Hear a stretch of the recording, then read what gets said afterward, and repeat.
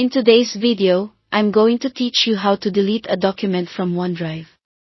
Whether you're tidying up your online storage or just need to remove a file you no longer need, knowing how to efficiently delete documents can help keep your digital space organized. We'll go through the process step by step, ensuring you understand how to manage your space on OneDrive easily.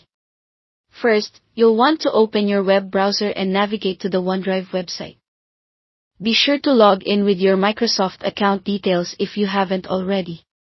Once logged in, you'll be directed to your OneDrive homepage, where you can see all your files and folders neatly arranged. This main dashboard is your starting point for managing your online files effectively. Next, you'll need to browse through your documents to find the specific file you want to delete. You can either scroll through your library or use the search bar at the top to quickly locate it. Using the search feature can be particularly helpful if you have a large number of files stored in your OneDrive.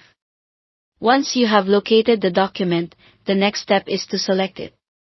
You can do this by simply clicking on the checkbox next to the file name. If you're using a touchscreen device, a tap on the checkbox should suffice. You'll notice that once the file is selected, a toolbar appears at the top of the page, giving you options including delete. Now, to proceed with deleting the file, head to this toolbar and click on the delete icon. A prompt will pop up asking you to confirm your decision to delete the document. This is a precautionary step to ensure that you don't accidentally remove important documents. Go ahead and click delete again on the confirmation prompt. After confirming the deletion, OneDrive moves your file to the recycle bin.